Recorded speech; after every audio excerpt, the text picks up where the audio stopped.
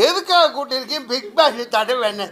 அது தடை என்ன? இப்போ என்ன வெங்காயம் விளக்கமாத்து கட்ட இல்லை, எனக்கு என்ன?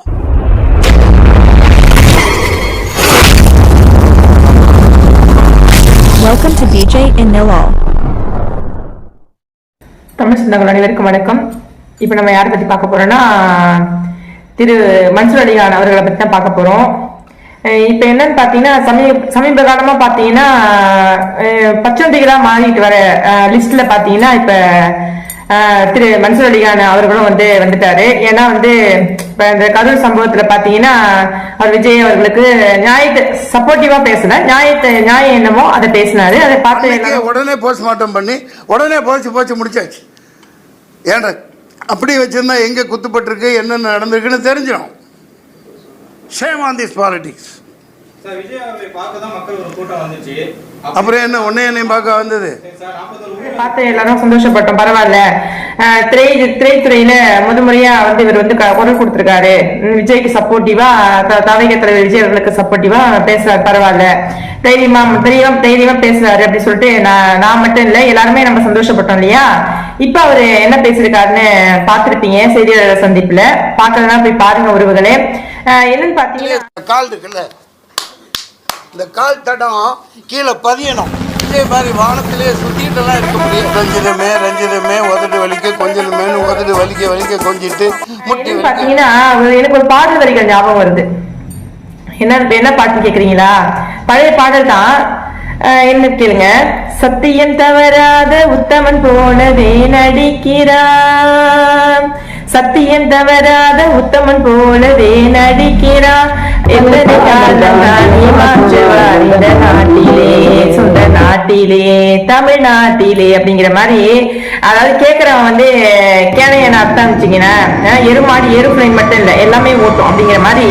இப்ப சமீப காலமா சில பேர் பேசிட்டு வர்றாங்க. அதை திரு மன்சூர் அலிகானையும் சேர்த்துக்கலாம். என்னன்னு பாத்தீங்கன்னா அவர் பாஜகவோட கூட்டணி வச்சுக்கிற யாருமே அவர் இது பண்ணிக்க மாட்டாராம். நான் என்ன கேட்கிறேன், ஆதரிக்கிற கூட்டணியில் இருக்கிற அனைத்தும் பாசிச சக்திகள் தமிழ்நாட்டுக்கு உதவாது. அந்த விதத்துல நான் ஆளுங்கட்சி வரும் பாஜக கூட்டணி அப்படிங்கிறீங்க. நான் சரி ஓகே, பாஜக கூட்டணி. அந்த பாஜக கூட்டணியை உள்ள விட்டது யாரு? அது யாருக்காச்சும் சொல்ல தைரியம் இருக்கா? யாருக்கும் தைரியம் இருக்கா? தெரிஞ்சாலும் யாரும் சொல்ல மாட்டீங்க. அதனால ஊசி இடம் கொடுக்காம நூல் உள்ள நுழையாது. அதனால தமிழ்நாட்டை பொறுத்த அளவுக்கு பொறுத்த வரைக்கும் யார் வேணாலும் வரலாம், யார் வேணாலும் கட்சி நடத்தலாம், யார் வேணாலும் எப்படி சொல்ல யார் வேணாலும் ஆதரிக்கலாம்.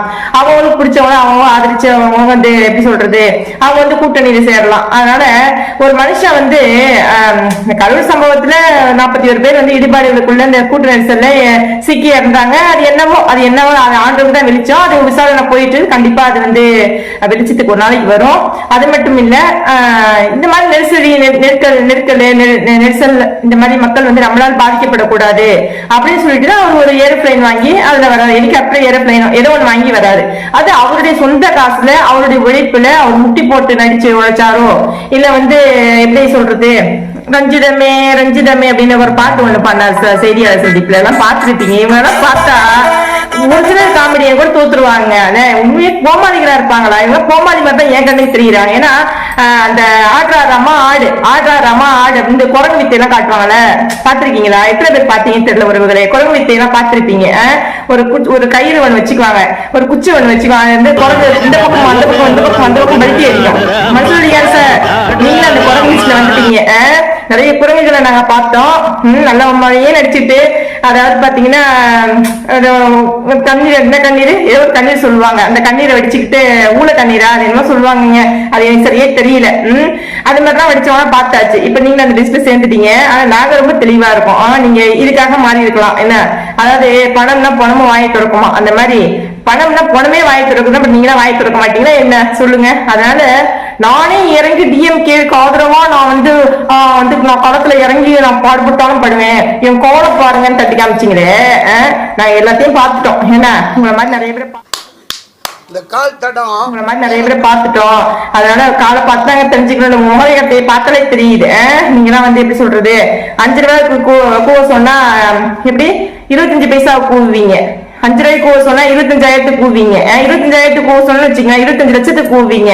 அதனால என்ன பண்றது உங்களுக்கு இப்ப மார்க்கெட்ல இல்லையா, அதனால ஏதாவது கையெழுத்து போட்டிருப்பீங்க, இல்ல நிறைய படத்தை நடிக்கிறது கூப்பிட்டுருப்பாங்க, கையெழுத்து போட்டிருப்பீங்க. என்ன பண்றது, அப்புறம் கூலிக்கு மாறிடுச்சு தானே ஆகணும். உங்களுக்கு சொல்லியே குத்தம் இல்ல, பாவம் உங்களுடைய நிலைமை அப்படி இருக்குது. சரி, இன்னும் நிறைய எதிர்பார்க்கிறோம். நீ யாரெல்லாம் விஜய் அவர்களுக்கு எதிராக கிளம்பி வரீங்களோ வாங்க, நிறைய பாக்குறோம், நிறைய எதிர்பார்க்கிறோம். அதனால அவர் சொந்த உழைப்புல அவர் ஹெலிகாப்டர்ல வராரு, இல்ல எதிரே வராரு, மக்களுக்கு எந்த பாதகமும் இருக்கக்கூடாதுன்னு அவர் நினைச்சு வராரு. ஏன்னா அது எங்களுக்கு நல்லா புரியுது. உங்களுக்கு ஏன் சார் எரியுது, எதுக்கு எரியுது, அவர் எதிரே வந்துட்டு போறாரு.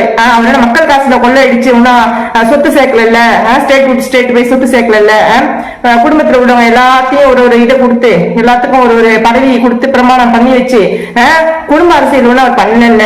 இப்பதானே வந்திருக்காரு, அதுக்குள்ள ஏன் கூவுறீங்க, ரத்தம் வந்து எடுத்து செத்துற போறீங்க, நெஞ்சு வெடிச்சிட போகுது, ரொம்ப கூவாதீங்க. வேணாம், வடிவேல் சார் சொன்ன மாதிரி வினய் சக்கரவர்த்தி அவர்கள் பேர் ரவீர ஆரிமூர்த்தி அவர் சொல்லுவாரு, வேகமா பாடாத நெஞ்சு வெடிச்சிடும் அப்படின்ற மாதிரி ரொம்ப பொங்காதீங்க. வயசு ஆயிடுச்சு, நெஞ்சு வெடிச்சுடா ஆயிடுச்சுன்னா அப்புறம் பாவம் குடும்பத்துக்கு யாருதான் இருக்கா, பார்த்து நடந்துக்கோங்க. நன்றி, வணக்கம்.